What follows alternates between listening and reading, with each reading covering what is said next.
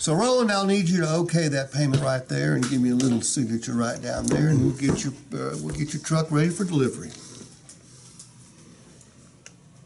What payment?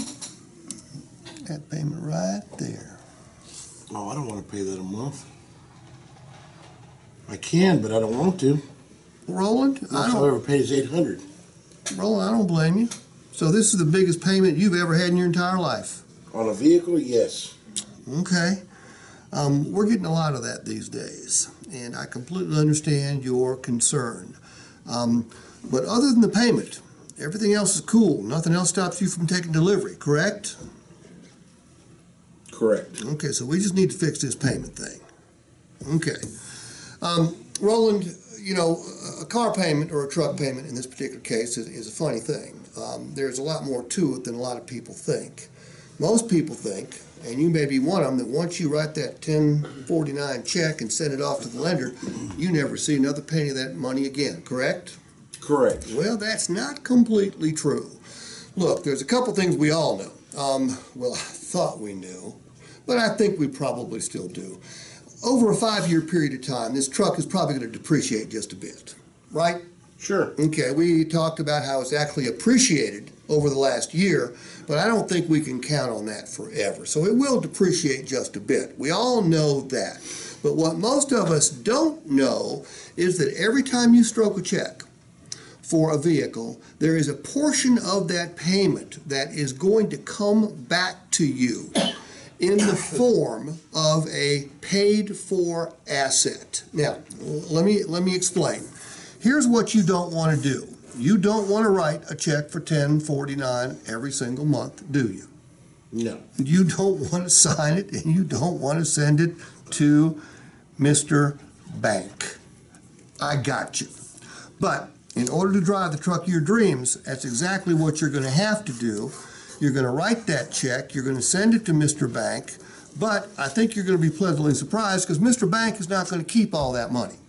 Because when you do this for the 60th time, what comes back to you in the mail? Title? The title. And it's a special title because it's free and clear. It's got Roland's name on it and nobody else's. All right? Now, the question I've got for you, this is a $60,000 for all intents and purposes truck. Okay? What do you think? Because it will depreciate some.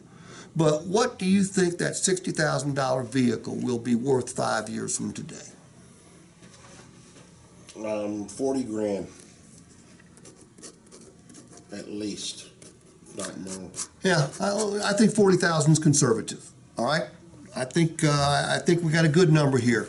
So 40,000. So imagine this now, Roland. 5 years from now, you've got this for a truck payment, because you pay the son of a gun off. You've got a title that's worth $40,000, which is your vehicle, and this title acts just like a really, really expensive share of stock. Because could you sell it? Could you trade it? I could. Could you borrow against it? I could. Same thing you can do with a big, expensive share of stock, all right? But the question I've got for you, well, you got a phone on you with the calculator. Do me a favor, divide 40,000 by 60.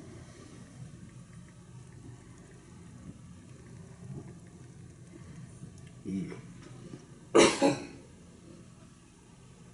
40,000 by 60 is what? 666. Oh, let's round that up to 667, okay? 667. Okay, let's round that up to 667. Now, do you know what that $667 represents?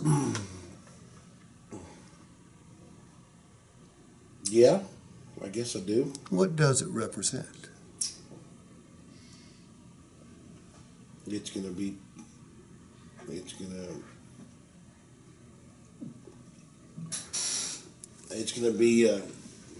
Well, I guess I don't. No, go ahead and explain to me. Remember when we talked about you sending 1049 to the bank and the bank keeping it all? Mm-hmm. That's just not the way it works. Metaphorically speaking, on the way to the bank, 667 of that 1049 is flowing right back to your title.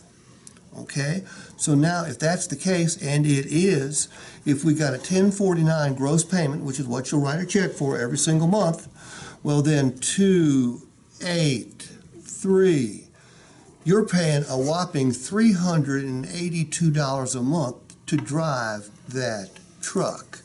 I need your okay right there.